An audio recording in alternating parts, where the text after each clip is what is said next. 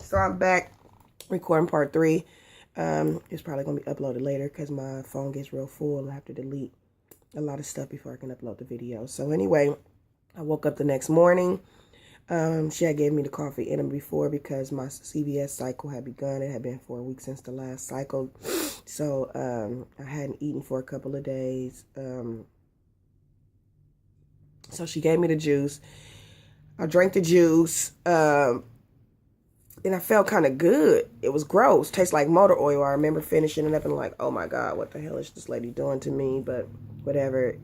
I felt good. I had some energy. I was able to open my eyes and sit up and look at my phone and just do like stuff that people take for granted. And I'm not a fool.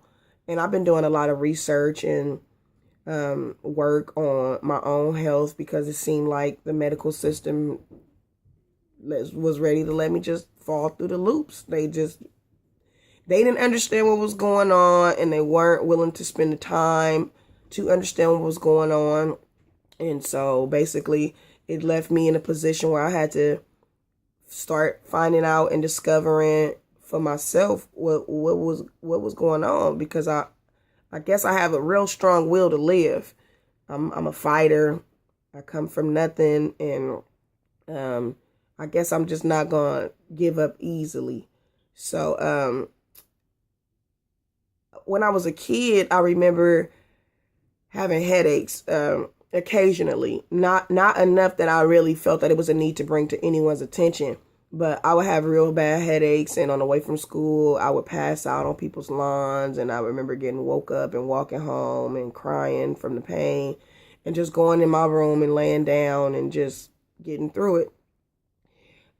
I really didn't think it was anybody that I could tell that would be concerned anyway. My mom wasn't around in my life when I was a kid, and I lived with other people in a house full of people where it just wasn't really enough time for people to take time to give you special attention. And I was the oldest, so I just dealt with it, and so I never really paid attention to it.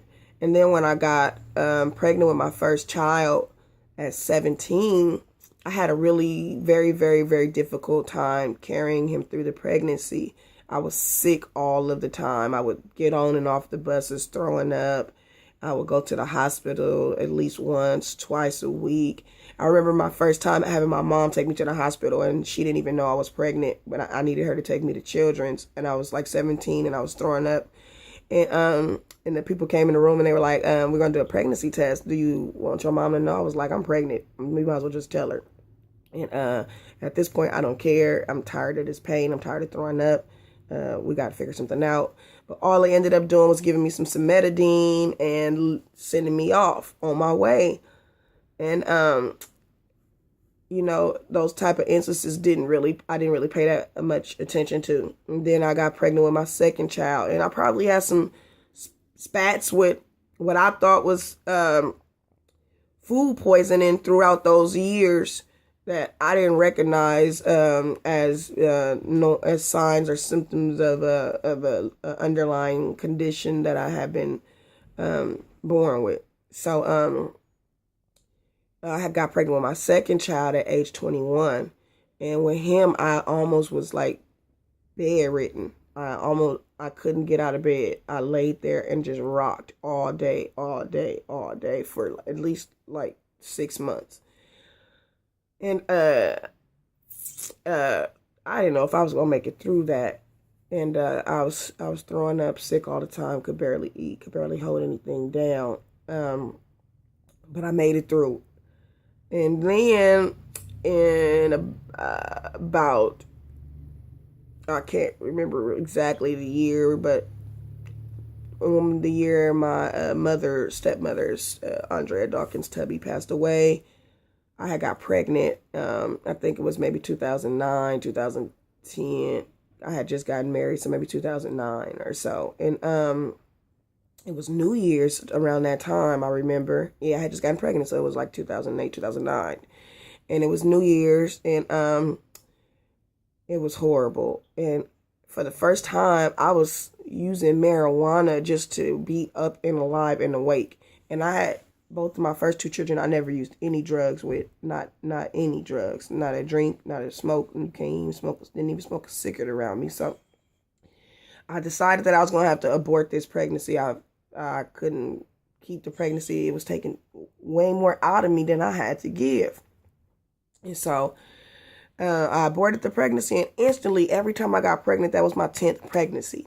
10th pregnancies. I have 8 abortions. I had kept my first 2 children after that. Every pregnancy I have had to abort because I get so sick that I can't even live.